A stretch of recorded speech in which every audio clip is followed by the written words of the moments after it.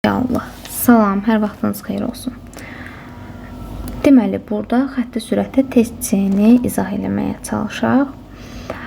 Birinci sualımız necədir? Deyir ki, radiusu 120 metr olan, deməli, R bərabərdir 120 metr olan çevre üzrə V bərabərdir 30 metr bölünsün saniyə sürətlə bərabər sürətlə hərəkət edən cisim nə qədər vaxtda A nöqtəsindən K nöqtəsinə gələr? Bax, A nöqtəsi buradadır. Nə qədər vaxtda A-dan K-ya gələr? Bizdən soruşur həmin müddəti. Və bizə pi-ni də veribdir 3. Və həmçinin də biz şəkilə baxsaq, görərik ki, burada fi-ni bizə verib 120 dərəcə. İndi gəlin bu dərəcədən biz radiana çevirək, keçək. Deməli, fi bərabərdir 120 dərəcədən radiana keçmək üçün vururuq pi-yə, bölürük 180-ə. Sıfırlar gedər, 6 ixtisar geçər 2, burada da 3 və pi-ni bizə verib 3. Pi də 3-dürsə 3-lə də 3 gedər, qalar 2. Deməli, mənim fi-im 2-dir. Məndən nəyi soruşur? Nə qədər müddətə gedər? Mən həmçinin R və V var burada. V bərabərdir, bilirəm ki, omega R-ə. Mən buradan omeganı taparam. V bölünmüş R. V-ni yerinə 30, R-in də yerinə 120 yazsam, bu olar 4də 1.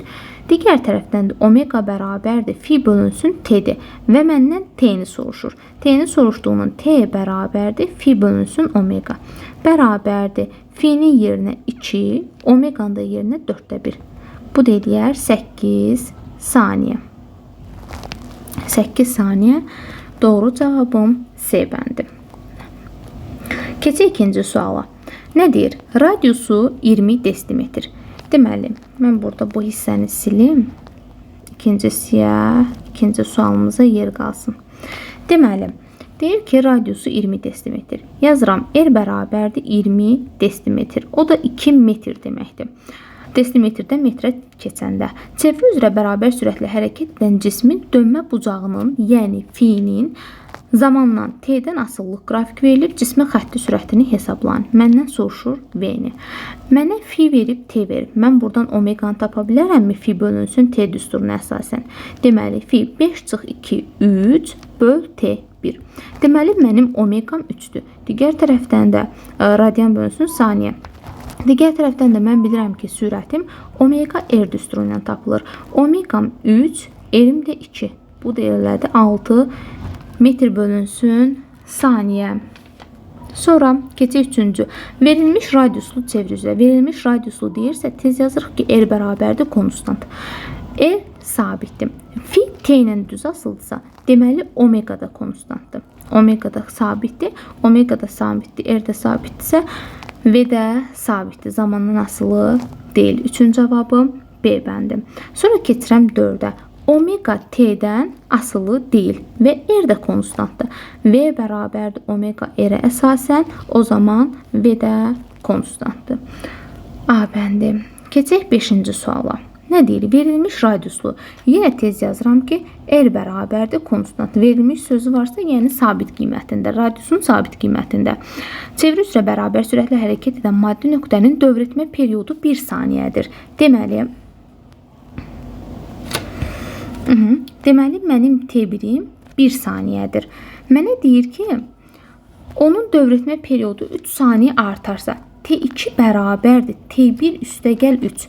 Yəni 1 üstəgəlsin 3 bərabərdir 4 saniyə. 4 saniyə oldu 1 idi, 3 saniyə də artdı oldu 4 saniyə. Bu zaman xətti sürət necə dəyişər?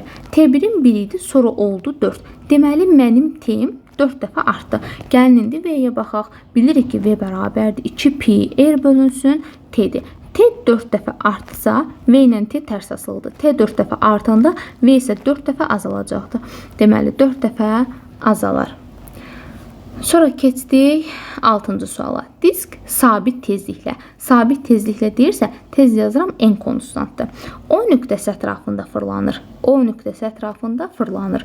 B nöqtəsinin O nöqtəsinə nəzərən, bax bu B-nin bu O-ya nəzərən bizdən sürətinin modulunu istəyir. VA da 8-dir. Bax, buradakı bu VA bərabərdir 8 metr bölünsün saniyədir. Və mənə deyir ki, OA 2 dənə OB-yə bərabərdir. Yəni, bax, bura R-dirsə, bura R bölünsün 2-yə bərabərdir. Onda bura 8-dirsə, mənim B nöqtəmin sürəti nə olar? 4 olarmı? Çünki bilirəm ki, V bərabərdir 2 pi r n. Sabit tezliklə deyilirsə, tezliyin olan düsturundan gedəsiyəm. 2 pi r n. Onda görürəm ki, V ilə R düz mütənasib asılıdır. Burada B nöqtəsindəki radius A nöqtəsindən 2 dəfə azdısa, onda B nöqtəsindəki A nöqtəsindəki sürət B nöqtəsindəki sürətdən də 2 dəfə çox olasıdır.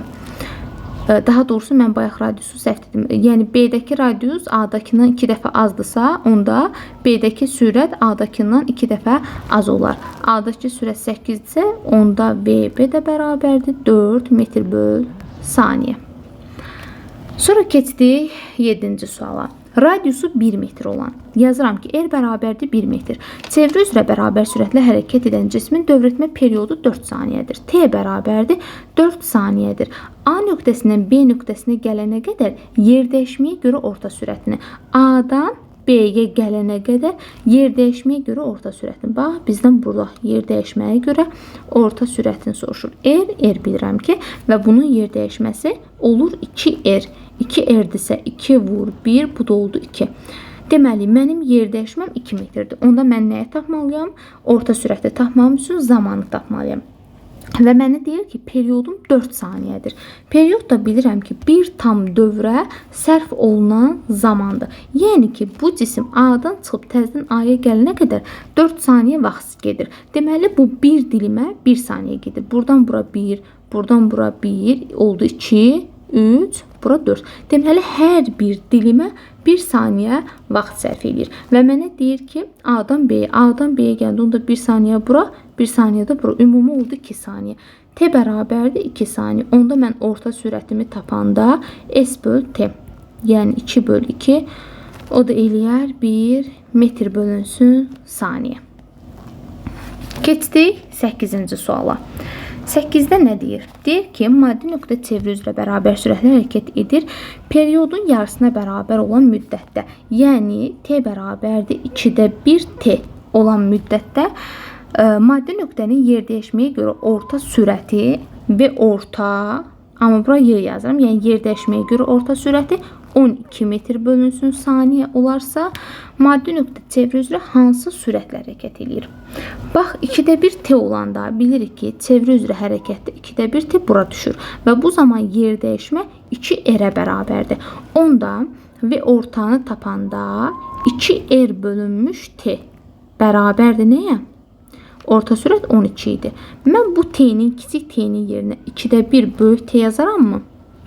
Onda yazaram 2R bölünsün kiçik T'nin yerinə 2-də 1 T bərabərdir 12.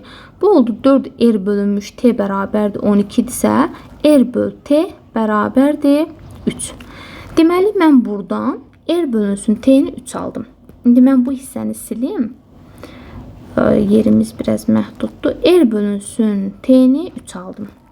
Yazıram bura. R böl T bərabərdir 3. Hansı sürətlə hərəkət edir? Biz də bilirik ki, V bərabərdir 2 pi R bölünsün T'dir. O da bərabərdir. Bax, burada R böl T var. R böl T'nin yerinə biz 3 yazırıq. O da bərabərdir. 2 vurulsun. P'nin yerinə 3 vur. R böl T'nin yerinə də 3 yazıram. 9, bu da eləyər 18 metr bölünsün saniyə. Sonra keçdik 9-cu suala. Eyni radiuslu çevrələr üzrə hərəkət edən cisimlərdən birincisi 6 dövr edəndə, ikincisi həmin müddətdə 4 dövr eləyir. Deməli, mənim N1-im 6-dır, N2-im də 4-dür. Birinci cismin xətti sürətinin ikinci cismin xətti sürətinə olan nisbətini soruşur. V1 bölünsün V2-ni bizdən soruşur. Mən də bilirəm ki, V bərabərdir 2 pi R N bölünmüş T'dir. Deməli, V ilə N necə asılıdır? Görürəm ki, düz asılıdır. Onu da yazıram ki, V1 böl V2 bərabərdir N1 bölünsün N2-yə. N1-im neçədir? 6, N2-im də 4. 6-nı da 4-ə bölsəm, 3 böl 2, bu da eləyər 1/5. Doğru cavabım B variantı. Sonra keçdik 10-cu suala. Cisim radiusu 12 metr olan. Yazıram ki, R bərabərdir 12 metr. Çevrə üzrə bərabər sürətlə hərəkət edərək 3 saniyə ərzində A nöqtəsindən K nöqtəsinə çatır. Bax, A nöqtəsindən gəlir. Bax, bu K nöqtəsinə 3 saniyə. Deməli, burada 3 dənə də dilim var. Deməli, hər dilimə 1 saniyə vaxt sərf edir. Burada 1 saniyə, burada 1 saniyə sərf edir. Onda bu təzədən A nöqtəsinə gələndə olur 1 tam dövr. Yəni 1 period. Bu deməli, onda bunun periodu nə qədərdir? 4 saniyə ki, 1, burada 1 olsa, 1 tam dövrə 4 saniyə vaxt sərf eləyər. O da eləyər bunun periodu 4 saniyə. Bizdən nə soruşur? Bu cismin sürətini. Qutardı getdi. V bərabərdir 2 pi r bölünmüş t-dir. O da bərabərdir 2 vur pi-nin yerinə 3. R var 12 böl t-miz də var 4. Buradan bu gedər 3, 9. Bu da eləyər 18 metr bölünmüş saniyə. 18 metr bölünmüş saniyə. Sonra keçdik 11-ci suala.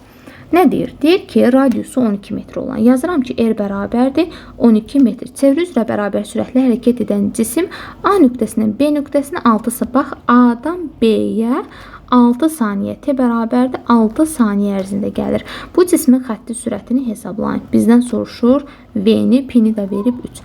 İlk olaraq digər tərəfdən bizə burada F-ni verib 120 dərəcə. Mən bayaq dediyim qaydayla dərəcədən radiana çevirirəm. 120-ni vururam P-yə, bölürəm 180-ə. Bunlar gedir, 6-ya getdi 2, bu da getdi 3 və P-nin də yerinə 3 yazıram. 2 vur 3 böl 3, bu da elədi 2 radian. Deməli, mənim F-im 2-dir. Digər tərəfdən bilirəm ki, F omega bərabərdir, F bölünmüş t-dir. F-ni tapdım 2, t-ni də tapdım 6. Bu da elədi 3-də 1. Omegam da 3-də 1-dir. Onda mən V-ni tapasam, omega r, yəni 3-də 1 vurulmuş, r-min də yerinə 12. 3-də 1-i də 12-yə vursam, 4 metr bölünmüş saniyə olar. 4 metr bölünmüş saniyə.